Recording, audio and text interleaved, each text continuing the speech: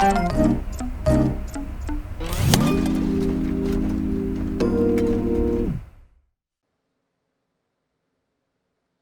everybody. Thanks for tuning into the Loadout with Sean and myself. How we doing today, Johnny? Feeling pretty good. Feeling good as hell. Wow, look at you. How's that, You're all huh? pumped up. These afternoon shows are really working for you. Yeah, I love Thursdays. Great. Who do we have? We have Colin Deford, Wow. tech manager. Baby, to the how you Stars. feeling? Yeah, feeling good as hell. Boy. Hi, Colin. How are you? Hey guys, it feels like I'm on the set of Between Two Ferns with Zach Galifianakis. Wow. Where are you right now? I'm at a hotel in some undisclosed location. Awesome. Yeah. What you working on? He Oh, you can't tell. We can't Sorry. even talk about Oh, we that. can't even talk about that. No. Okay, that's No. good. What are you doing for fun at the hotel? Talking to you guys. That's where he's at. Actually, I got to tell you what I'm doing. I'm trying to get my general service ham radio license. I've always wanted that for some reason, so I've been studying it. I don't know why, but That's smart. So not that I would ever do anything with it. But hey, maybe I could put my little call sign on my email. I don't know. Brag. Instead of saying I want an Emmy at some point, I could put my letters. Maybe I don't know. that's awesome. That would be good. Yeah, it would be perfect. Colin, sorry, right, I yeah. missed the pre-production meeting today where we talked about what was going on. I apologize. It's unprofessional. Yeah, it's embarrassing. Oh, never mind. Well, at least we haven't had any audio issues. No, everything's been smooth like butter. So, Colin, what have you been doing? I mean, I know you can't tell us things you work on, but have you been working? Have you been able to stay home? What's going on? Yeah, I've been working. I mean, thanks again for having me on. This has been a long list of amazing people that have been on Between Two Ferns, so thank you very much.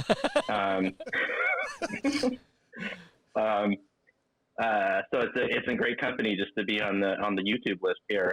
But the really cool thing is, as everybody, they're trying to figure out how to do this stuff, and it seems the holy grail is really how do you bring the audience back into really it's audience reaction, and we got everything else figured out. It's like we can do remote shows, we can do shows from people's garages, from their bedrooms, from their cars even.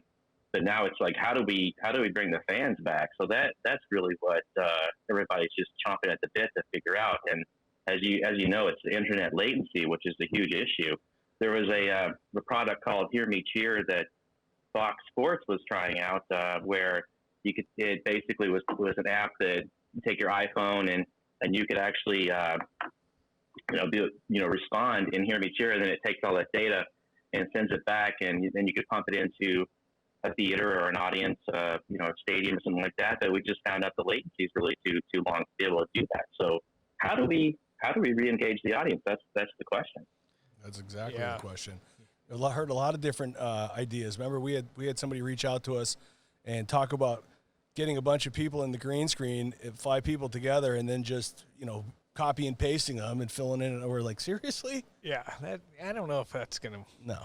But everybody has an idea. That's what they're working on. But I mean, I'll tell you, I watched motocross this weekend, and I watched the NASCAR race.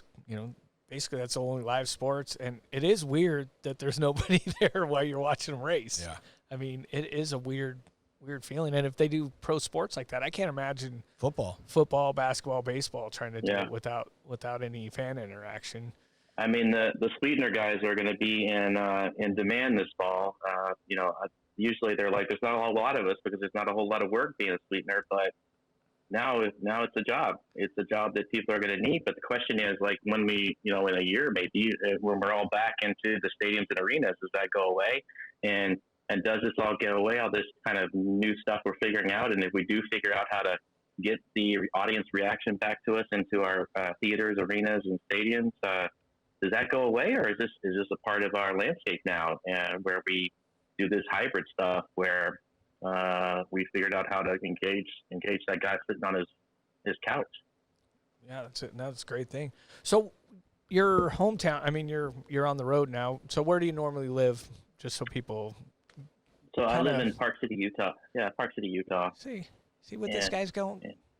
Another guy smarter than we are. Colin, we went to a hockey camp with our 10-year-old in Utah last summer, and I was like, God, this is the place. I love you. I mean, I've been Utah skiing, but I'd never been in the summer. What a great place. Right. Yeah, so I mean, Salt Lake gets pretty warm, but up in the mountains it stays pretty temperate. I think we're in the 80s. It's very nice. A lot of us don't have air conditioning, up in the mountains, just because the breeze is so nice coming in, and it's always cool at night. So it's a great place to live. It's a great place to raise kids, and it's a super wholesome state. The other good thing, going through this pandemic right now, the state is about 50% LDS, Mormon, and the rest of us are not. But there's a huge just the culture of the Mormon culture is they're savers. So there's a ton of as far as people necessarily weren't as bad check to check in Utah as they are probably in other places. I mean, don't get me wrong.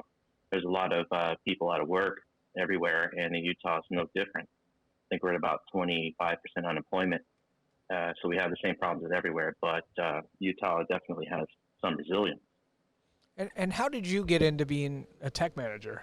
I mean, we've worked with you for quite a few years now, and yeah. But you're not the typical LA guy that's here. How did you get into television, doing what you do? Yeah, I've always kind of said that I get the stuff that the slop that falls off a Tad's plate or Tim Hewitt's plate. I'm that guy. I'm the guy that's sitting there catching it as it comes down, and happy to do it. Since obviously I don't live down the street from everybody, so you have to travel me in mostly to do things. So, but I grew up in Dallas, Texas, and I was really fortunate when I was growing up that we had a TV production company named John Crow Productions. It was a truck company, like an EP is and now. And back then, really, I really just was at a baseball game and saw the camera guy, and I was like, "How do you get this job?" I was 14 years old, and he's like, "Oh, well, you just kind of learn into it." And I kind of met the guy, and then when I was 15, I was able to just pester him enough where I became a PA on those baseball games and worked as a runner basically, and ran drinks to the cameraman, during the game. But the really cool thing is, still in high school, I would come, as soon as high school was out for the day at 3:00, I would drive over to the stadium and jump up on high first and practice batting, do batting practice, and just sit there and learn. And then, when the game started, I'd just do a PA job and run the drinks. And when I was 16, probably going on 17, there was one of the high first operator right before it was the end of the season. Got food poisoning or something. You think I did it or something, and it was on high first. It was on high first. Funny and how that was guy the camera he knew that position. Yeah, I did. That was the camera I'd been practicing on. So I was like, they were like, "Oh, we got to call someone in." So they're getting on the phone, calling a guy in, and they found somebody that was like 45 minutes out. I said, "I'll just go up there.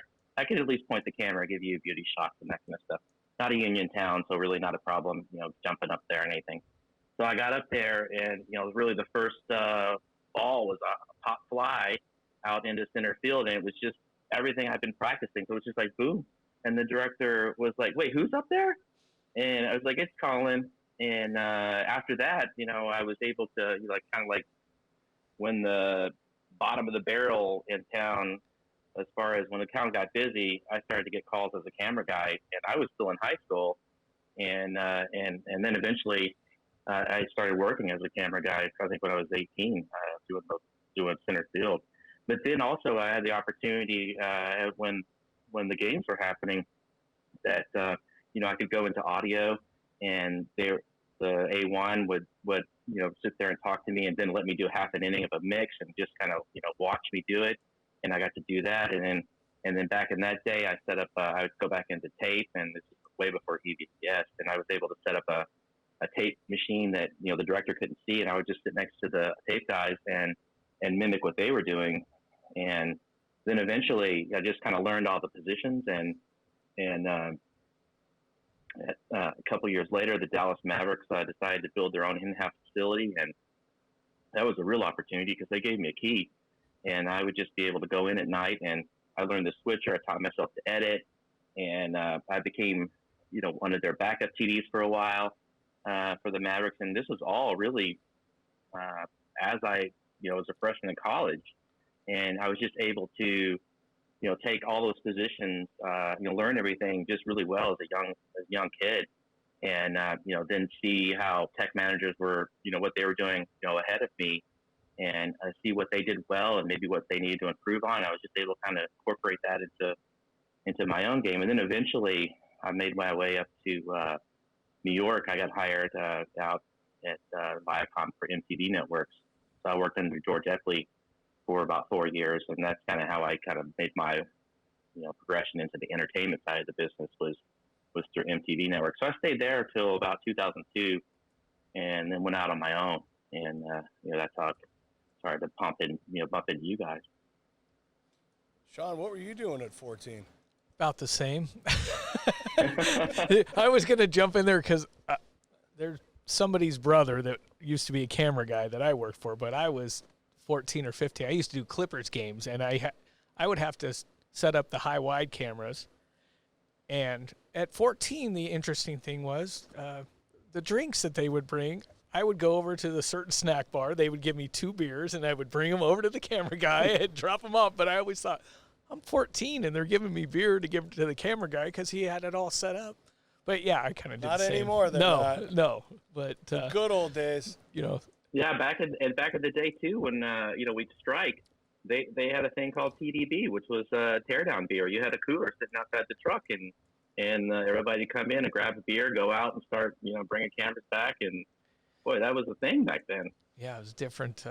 I mean, I remember, they used to smoke, and they would put the cigarettes out in the peds, and the utility guy, you clean the peds. I mean, it was just different. Society was a lot different then. Yes. But yeah, no, that's awesome. So you started just sports and moved your way up, and wow, I have a lot more respect for you today, Colin. And thank you. And that's I feel one of the great skill sets that I have is that I still pop into the sports world. I do a lot of high end sports events, so I still have a great relationship with Fox and do a lot of their more complicated events. And so that's really amazing because a lot of the technology and a lot of the innovation comes out of sports, and we can move it over into entertainment. So, and that's what I've been working on now is, a lot of the low latency and, low latency encoding has come out of the need for that over at sports. And so they've been doing it for a while over there just because of the, they've left announcers back off site somewhere, and they need to get those guys video and audio back, within a second. So they've kind of mastered a lot of that stuff over there. And then really cool, Fox has their kind of black lab that they use, and they do a lot of innovation, and you could just see a lot of technology, that never really goes anywhere. But you meet coders and software guys that are really trying, that don't really understand the television business, but certainly know how to code. And so that's a really amazing skill set to have. Yeah, it's pretty. Yeah, because sports is as much as we think we're ahead of the game in entertainment. Sports is usually pretty far ahead of us. It seems like.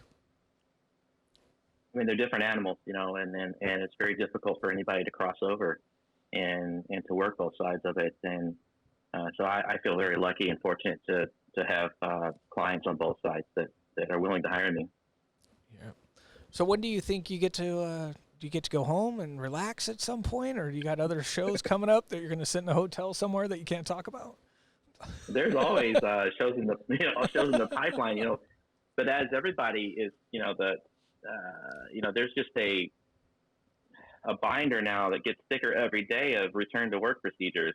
Right. And it's so hard and difficult to understand. And, I've seen, there's a project I have coming up where it's with an athletic commission, and they want to require that everybody gets tested before they're allowed to do anything. So, we're really in the screening phase where you get shot with the infrared, gun, and if your temperature's okay and you can answer 14 questions that you're healthy and you haven't been around anybody, then usually you're okay to work and you can wear a mask. You just have to, physically distance yourself from people.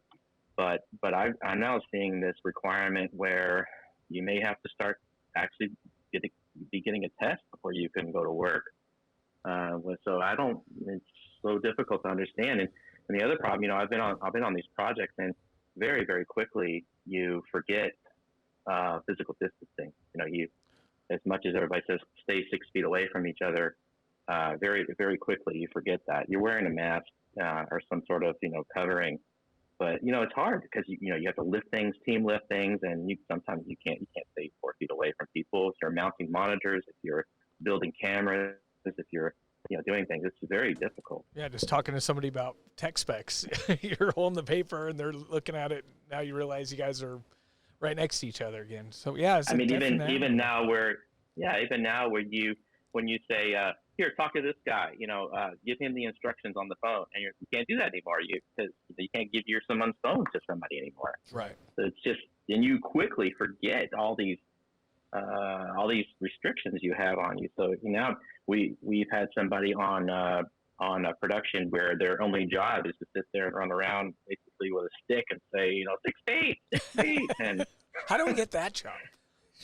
That quickly gets old. No, everybody starts to hate you very quickly.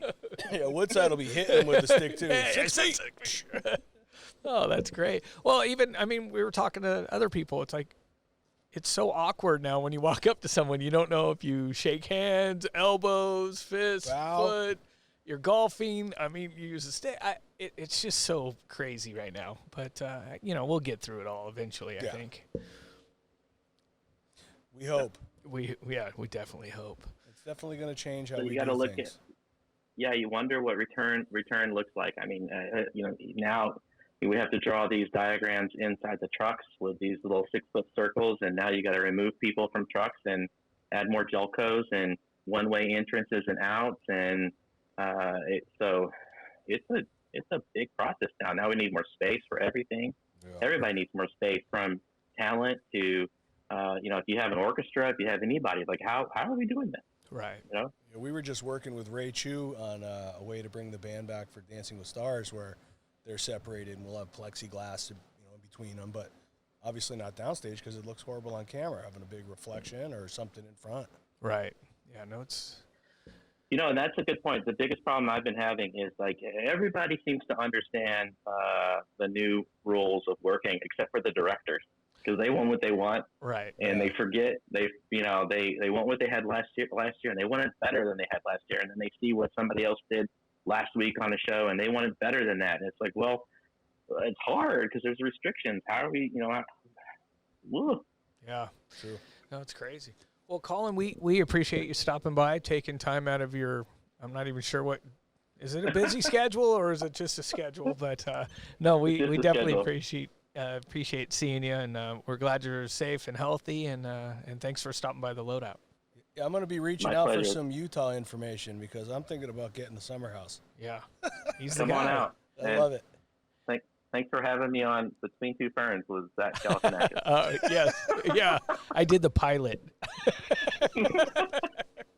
So, all right. Have a good one. Good to see you, Colin. Stay safe. Love you guys. Thank you. Bye-bye. Great guy. Great guy. Great story. Yeah. Oh my gosh, that's so cool. That's that get up. You wonder if there's still kids that have that get up at 14 years old. Going and learning all that stuff, because it's intimidating when you look at these boards. Well, even nowadays, though, with big companies, who's going to let a 14 or 15-year-old kid come in anymore? Yeah, those days are gone. So very cool story, and he's a great tech manager, great paperwork, always a pleasure to work with. So him saying he gets all the scraps is. He's selling himself a little short there. He's a great guy, very knowledgeable, and fun to work with. Good. All right, Sean. Zach? Yep. What do you think? We're out? All right. Matt, thanks for coming in today. Thank you. Poor Matt.